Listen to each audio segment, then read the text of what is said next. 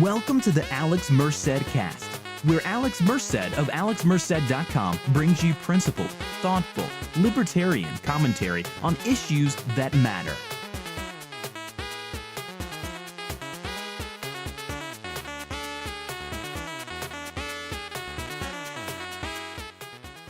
Hey everybody, this is Alex Merced, and you are listening to the AlexMercedCast. So this week we don't have an interview. Might be a couple more weeks before we have an interview on the show, but I'm going to spend the next few weeks kind of talking about my thoughts on certain issues. So today I'm going to be talking about immigration. But before we talk about immigration, what I want to do is just kind of remind you guys of the things I've been up to. So as you guys know, I got elected to vice chair of the Libertarian National Committee. So basically, I'm all in on the Libertarian Party. I've become a lifetime member. I am the vice chair. I sincerely believe this is the vehicle for making libertarian change and libertarian efforts within the political sphere. Doesn't necessarily mean that's the only sphere that libertarians should be working on. But in the long run, I think the libertarian vehicle is that sort of political lifeboat that's going to be necessary and that's going to be desired as the as the duopoly, as the political duopoly continues to sort of implode with discord, etc. Okay, so building that up, making sure that we have a message that helps invite people onto that lifeboat and make them deeper libertarians, I think is a valuable effort. And I encourage you guys to join in on that effort by joining the party at lp.org/join. But on top of it, as vice chair, I'm going to be trying to make efforts to travel more, be visible more, in the name of trying to promote the Libertarian Party and get the word out there. I can only do so much on my own, so I could use assistance in that. So if you want to see me traveling more, want to see me out there more at different events, libertarian events, non-libertarian events, at everything going around the country, please consider becoming a patron over there at patreon.com/AlexMerced. That's patreon.com/AlexMerced.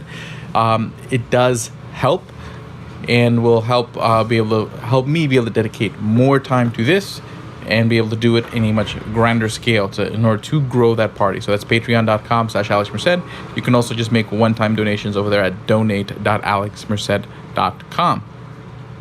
So today we just wanted to kind of have a quick discussion about immigration, okay, in a sense that it always comes up. You know, people have different views on closed borders, open borders, which I always find that argument, when you frame the argument that way, basically assumes that you can only either have the position that let nobody in or the position of let everyone in, when there's a huge chasm of views in between.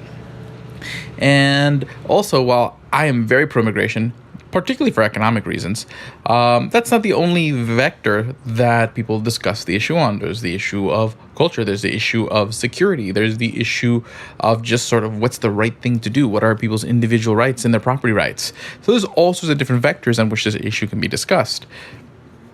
But overall, no matter which way I look at it, I find that generally a more immigration-friendly posture leans to where the most benefit's going to be, because the economic benefit of immigration is great. People always focus on the labor side, where basically you bring people from other countries. Oh, there are more people in the job market, which means less jobs for other people.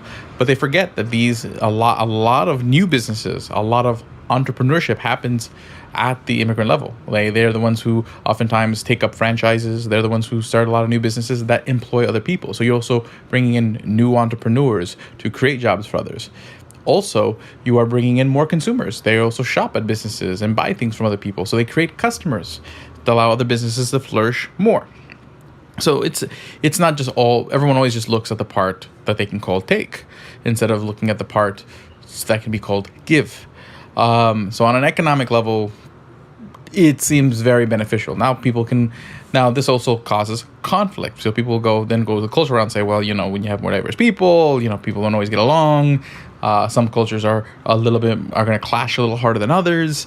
And I don't think that's a bad thing either, because that prevents government from growing. Because oftentimes when you take a look at like a lot of European countries where there's a lot of cultural homogeneity, where people are very similar, because they're so similar, people are more okay with government doing more stuff, and you end up with government growth. growth of the welfare state, because they're like, oh, they're giving all the benefits to people like me. And then what happens is that government runs away, taxes get higher, and then generally you end up with a situation where you have no middle class. You have wealthy people in that country who are doing okay and are okay with paying high taxes. And then you have poor people who are struggling and surviving on welfare, but they don't have the ability to do the entrepreneurship to get themselves ahead. They don't have the ability to immigrate to get themselves ahead, because generally with such large welfare states, a lot of European nations have become more skeptical of immigration and whatnot, because basically it becomes a large cost in the country. So I would prefer a more diverse country where basically people are skeptical of government growth, because whether it's a good reason or a bad reason, people don't necessarily want to feel like somebody else is winning. So you create a stalemate that prevents government growth, but at the same time you have the cooperation. When you do have cooperation and exchanges of ideas between different cultures, that you create new industries, new products, new things that benefit everybody. I always point to Korean tacos as sort of one of the best things to kind of illustrate the beauty of sort of multiculturalism and the exchange of ideas. So hopefully you guys found that thoughtful. There's plenty to say on the subject. If you want to go to one of my Facebook pages, comment, head over to make a comment on iTunes or Google Play or Stitcher on this episode about what your thoughts are. Share this podcast with your friends. And again, if you've enjoyed the show, please subscribe on iTunes, Google Play, or Stitcher. Please support my efforts in podcasting, in promoting the Libertarian Party, and everything that I do by going to donate.alexmerced.com or becoming a patron over there at patreon.com/AlexMerced. Thank you guys very much. I'll see you guys next week. Thank you for listening to the Alex Merced Cast. Learn more at AlexMerced.com, Libertarian101.com, and LibertarianWingMedia.com. Follow Alex Merced on Twitter, Instagram, and Facebook.